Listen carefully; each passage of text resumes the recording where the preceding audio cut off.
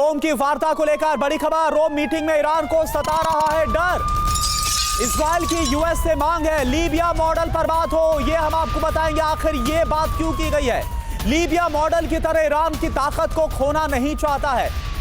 तो आपको याद होगा गद्दाफी के साथ क्या हुआ था 2011 में, और ये जो मांग है वो इस्राइल की तरफ से कर दी गई, अमेरिका की तरफ से, अमेरिका से, कि लीबिया मॉडल पर बात हो।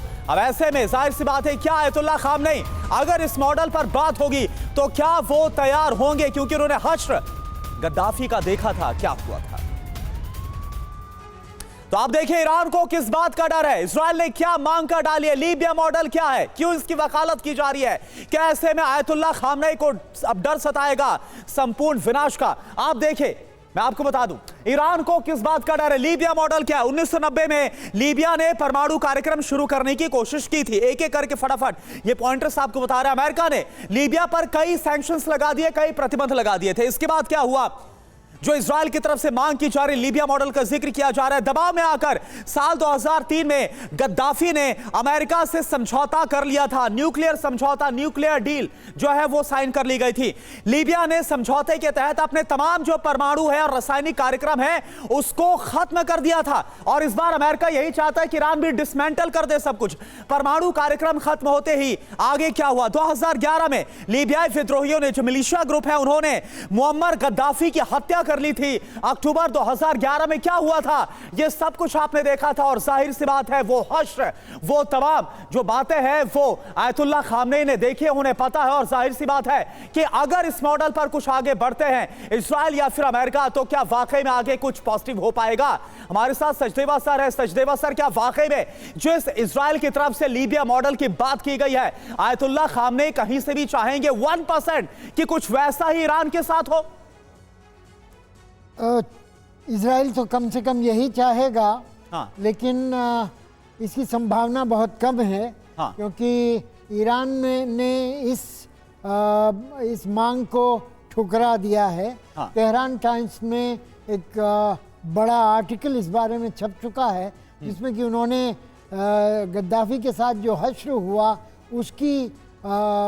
उसका संबंध उसके न्यूक्लियर और केमिकल वेपन्स को सरेंडर करने से जोड़ा है। और उनका ये तर्क है कि ऐसा करना ईरान के लिए संभव नहीं है, ना ही ईरान का परमाणु जो प्रोग्राम है उसमें वो लीबिया के स्तर का है, वो लीबिया के स्तर से कहीं ज़्यादा है जी। तो लीबिया तो जैसा आप जानते हैं 4 मिलियन की पॉपुलेशन थी, ईरान की 90 मिलियन की पॉपुलेशन है।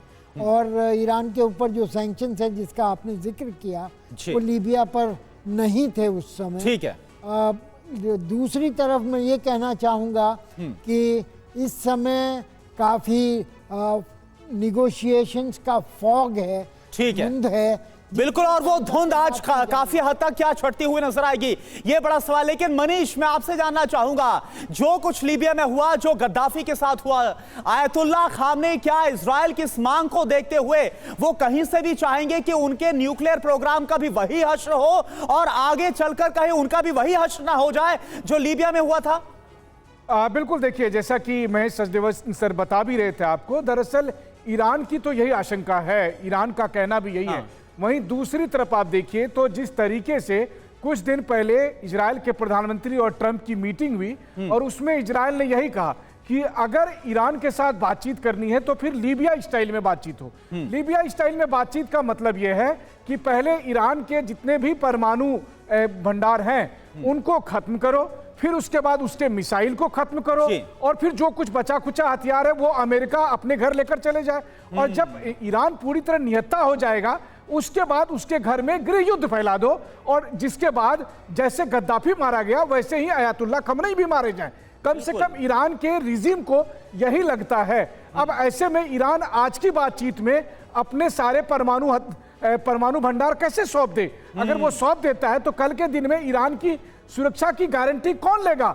अमेरिका जो डील करता है कल के दिन में वो फिर डील से हट जाएगा। जैसे वो 2015 की डील को 2018 में हटा दिया, वैसे ही क्या गारंटी है कि कल के बिल्कुल। दिन में वो ईरान को दोबारा से धोखा नहीं देगा? तो पहले तो धोखा मिल चुका है और ईरान इस बात को लेकर काफी ज्यादा खफा भी नजर आया था और यूक्रेन के साथ हुआ ये हम सब ने देखा।